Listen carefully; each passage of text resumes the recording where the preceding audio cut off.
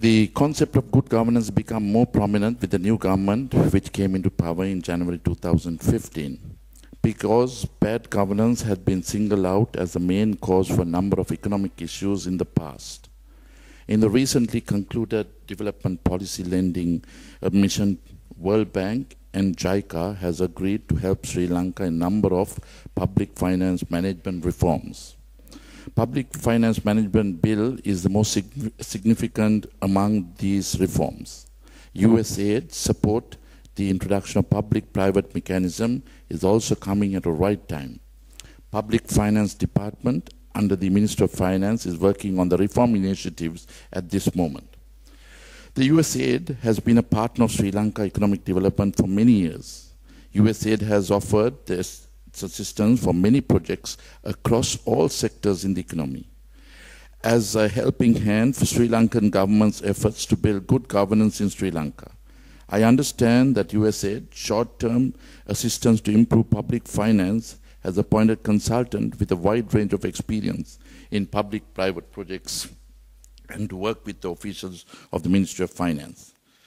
USAID will organize the conference followed by few half-day sessions to educate top-ranked government officials and other stakeholders on different approaches of public-private partnership projects to meet government strategy to develop the infrastructure of the country.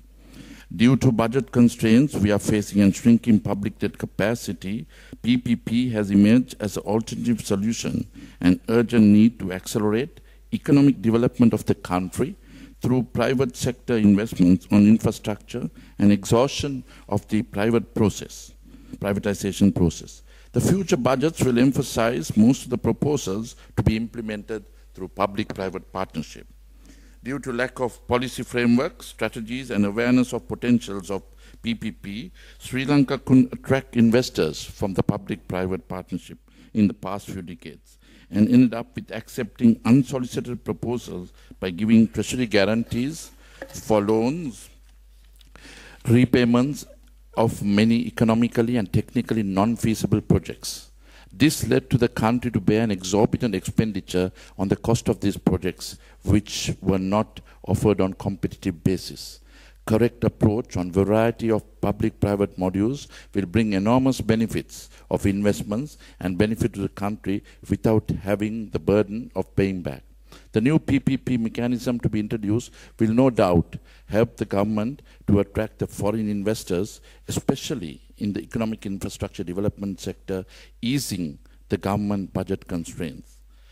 As you know, in the next 45 days, the 2017 budget would be presented, and the President and the Prime Minister has instructed me and our team to ensure that we lay a lot of emphasis on the public-private approach. And in order to ensure this happens, I think it is necessary for a very strong and acceptable, conducive political climate, giving the sense of stability that they exist from a government. Just before I came to speak here, I just spoke to Atul, and one of the major reasons that is attracting the interest to Sri Lanka is the change that has taken place in this country after the 8th of January 2015.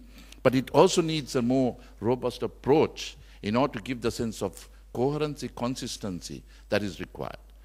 With certain political decisions that we intend doing and ensuring that we keep up to certain promises that have been, I'm sure there will be a good platform to ensure the foreign companies coming in and invest in Sri Lanka without fear.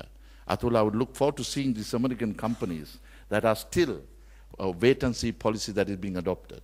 While you are giving us the capacity building exercise, but I would prefer that a couple of American investors coming in and taking advantage of the public-private partnership is the most important thing. We believe that the infrastructure can easily be done through this public-private process. This gives a couple of advantages that are there.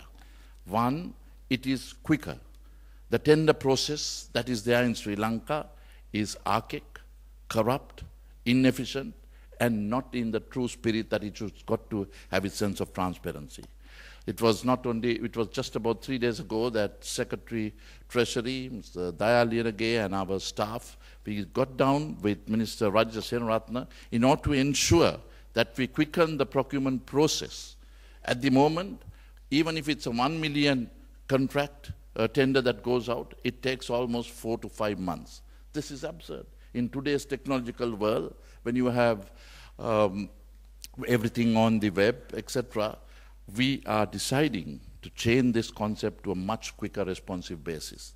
The sense of transparency needs to be there. But just because you have a tender process that goes on for 1 year does not mean that it enhances the sense of transparency. Sometimes there is more complex issues because the cabinet-appointed tender committees, and most of them, is being told that certain things are fixed to a certain particular company. So, ladies and gentlemen, this is the reason why the public-private process is so important. It's quicker, it has a sense of transparency, it is open, and not only that, it doesn't block the government's limited capital that is there. This is one of the biggest problems that we inherited.